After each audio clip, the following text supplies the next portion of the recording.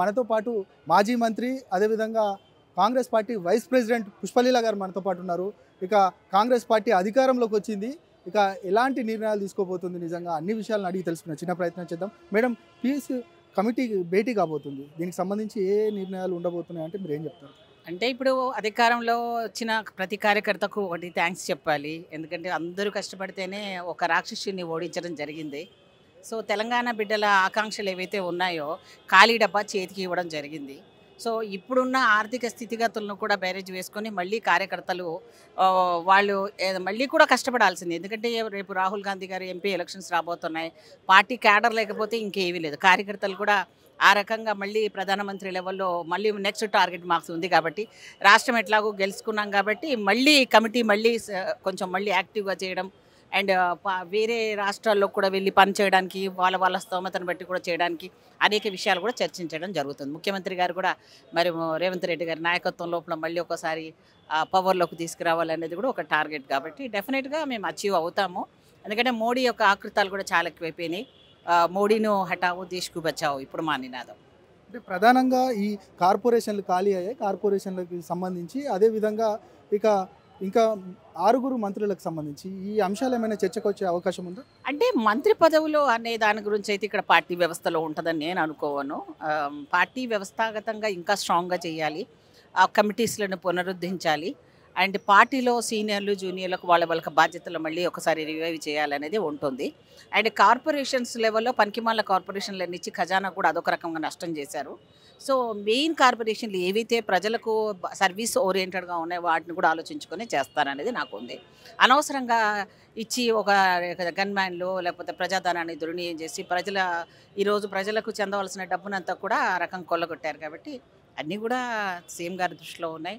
ప్రత్యేకంగా మాకు మన అసెంబ్లీ జరిగిన విషయాల్లో కూడా చూసాము, టార్గెట్స్ ఎలా ఉన్నాయి, అన్ని అబద్ధాలే చెప్పేసి మాట్లాడుతూ ఉన్నారు. సో అసెంబ్లీ వేదికగా కూడా అబద్ధాలు చెప్తున్నారు వాళ్ళు.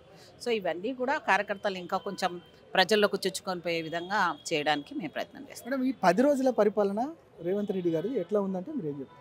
మీరు 6 హామీలు చూసినట్టయితే అన్నిటి మీద సంతకాలు అయిపోతూ ఉన్నాయి ఒక్కొక్కటి. మొదట్లోనే మా గవర్నర్ గారు కూడా స్పీచ్ కూడా మీరు చూసే ఉంటారు. మా గవర్నమెంట్ మీద ప్రజలకు నమ్మకం ఉంది. ప్రతిపక్షాలు ఆ రోజు ప్రతిపక్షంగా కూడా మమ్మల్ని మాట్లాడనివ్వలేదు.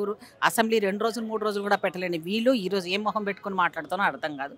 6 తప్పకుండా అమలు చేస్తాము అండ్ అవి కూడా సాధ్యం కానిది ఏం కాదు, అన్నీ పడతాయి. కాకపోతే కొంచెం టైం టేకింగ్ అంతే.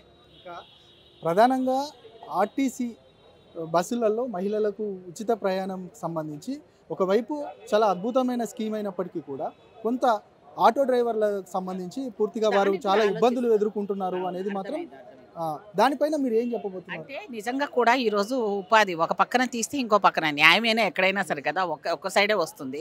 అట్లా వాళ్ళకి అన్యాయం చేయాలని కాదు, ముఖ్యమంత్రి గారి దృష్టిలో అది కూడా ఉంది.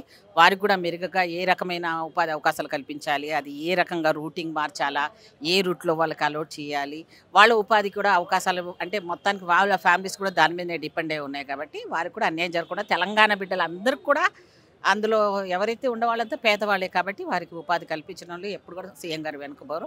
రేవంత్ రెడ్డి గారు పర్టికులర్గా అలాంటి అన్నిటి మీద నోటీసులో ఉన్నారు. డెఫినెట్గా సక్సెస్ అవుతారు. మాజీ మంత్రిగా మీ భవిష్యత్ కార్యాచరణ ఎట్లా ఉండబోతుంది? ఏముంది, పార్టీ లెవెల్లో కష్టపడే తత్వం నాది. పార్టీ ఏది ఇచ్చినా ఏ లెవెల్ ఇచ్చినా కష్టపడి పనిచేసి ప్రజలకు అందుబాటులో ఉండే ప్రజాస్వామ్యానికి పనిచేసేది ఇంతకుముందు ఎక్స్పీరియన్స్ కూడా కౌంట్ చేసుకొని డెఫినెట్గా ముఖ్యమంత్రి గారు ఏది అనుకుంటే అది డెఫినెట్ పనిచేస్తారు. ఇది పుష్పలీల గారు చెప్తా ఉన్నారు.